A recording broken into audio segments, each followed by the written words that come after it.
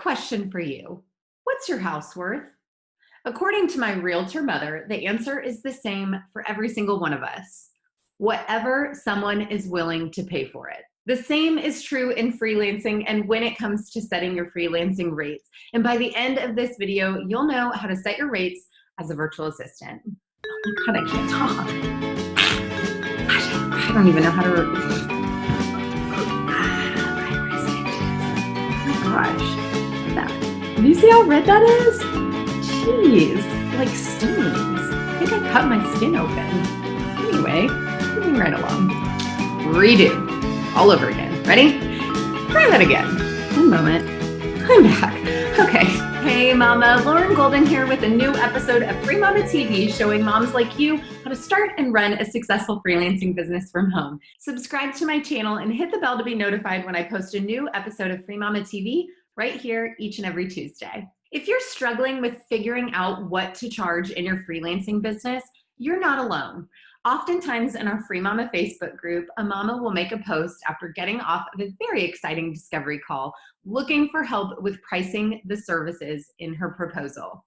I get it. When your brand's spanking new to the world of freelancing, you have no idea where to start with setting your rates. Now, unfortunately, there isn't a one-size-fits-all approach when it comes to pricing a service. However, there are 3 things that you should consider when determining the right rates for you and your offerings. The first thing that you should consider when it comes to setting your rates as a freelancer are the services you'll provide. And once you know you have a little bit of clarity on those services, whether it's general administrative services, organizational tasks, or something a little more specialized like social media management, or something really specialized like being a Pinterest manager, the first thing you need to do is some market research. Now, market research is just fancy talk for go out there and figure out what other people are doing. Figure out what other people in your market, meaning people who are offering something similar to what you are offering, go figure out what they're charging. Here's what I want you to know. There's going to be a range. Just like you can get a cheeseburger at McDonald's for $1 or at a steakhouse for $20, not all cheeseburgers are created equally, and not all virtual assistants are created equally as well. You're just looking for a range to get started, because if you're expecting to make hundreds of dollars an hour doing a particular task, but market research is telling you that people are charging somewhere between $20 and $30, you're going to be pretty far off. You're going to have an uphill battle when it comes to finding clients who are willing to pay above and beyond what the going rate is for a comparable service. The second thing you need to do when it comes to figuring out what you'll charge as a freelancer is determine your own hourly rate based off of your financial goals. So you'll need to take things into account such as your experience in the services you're offering, but this is also to make sure that the whole reason you started freelancing in the first place, which is probably to make money, actually ends up happening in a way that allows you to reach your financial goals. Calculating your hourly rate is the second step in knowing how to establish your pricing structure for your virtual assistant business. There's a worksheet I actually walk moms through in the Free Mama Movement 12-week program, but here's the gist. You are going to need to calculate your current annual income. So what are you used to making, or what do you need to be making, plus any potential business expenses. Now, one of the reasons I love freelancing, especially as a virtual assistant, is that you have no overhead costs.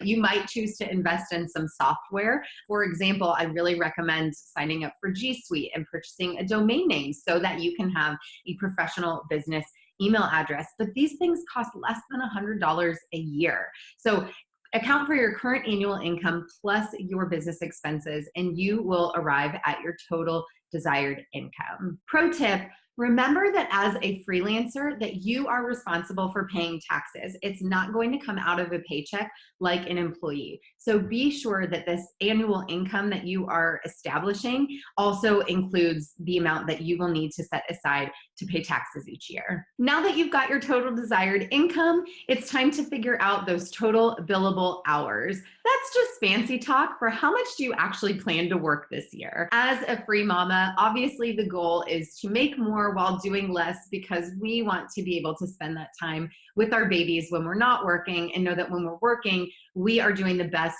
possible job at serving our clients. So you're going to need to figure out how many hours a day are you going to work?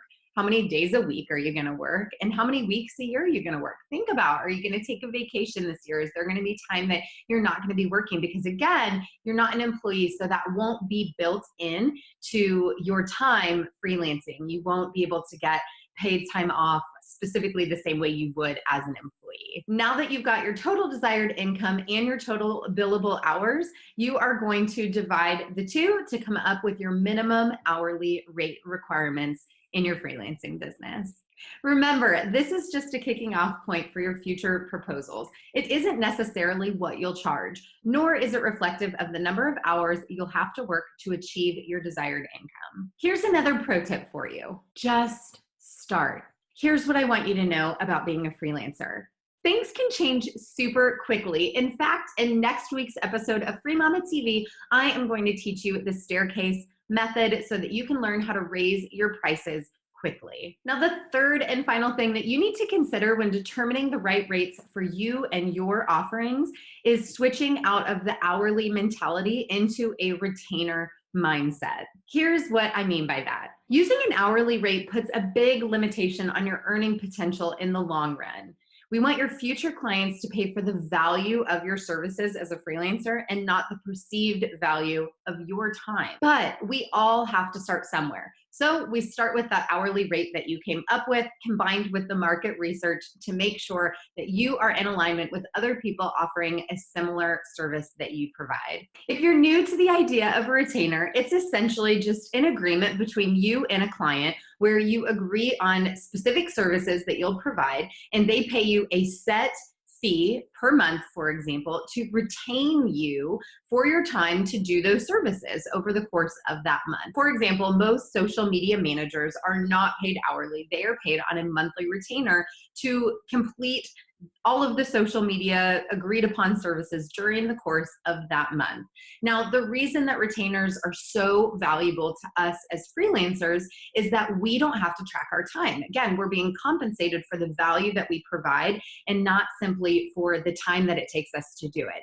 We're able to utilize software that helps us automate things or streamline things, meaning we can get faster as freelancers at doing the tasks that we have been asked to do while keeping a really high quality, but getting more time back in our day to spend it with our family or taking on new client work and ultimately making more money in our business. The last thing that I want you to know about retainers is while this might be the end goal for us as virtual assistants or whatever services we are freelancing, it might not always be where we can start. And that's okay. Even though that's the ultimate goal, in a lot of situations, it's actually better to start with an hourly rate.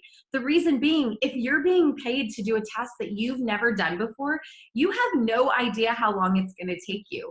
And by guessing, you could actually be shooting yourself in the foot if it actually takes you twice as long to do a task than you were anticipating and you were being paid on a retainer. You're not going to make as much money as you would have if you would have stuck to an hourly rate as you're learning how to navigate certain tasks in your freelancing business. And now you know how to set your pricing as a freelancer with confidence. If you're new to freelancing and you want more information about how to find retainer clients versus hourly or one-off projects, check out my free training. The link can be found below. Also, if you want to join a community of mamas just like you, I have a Facebook group where thousands of mamas come together for support and action-taking tips and motivation. If you liked this video and feel more confident about your pricing, please let me know by liking it below, subscribe, and share it with your fellow mamas. And comment below with hashtag #IamAFreeMama if this video helped you.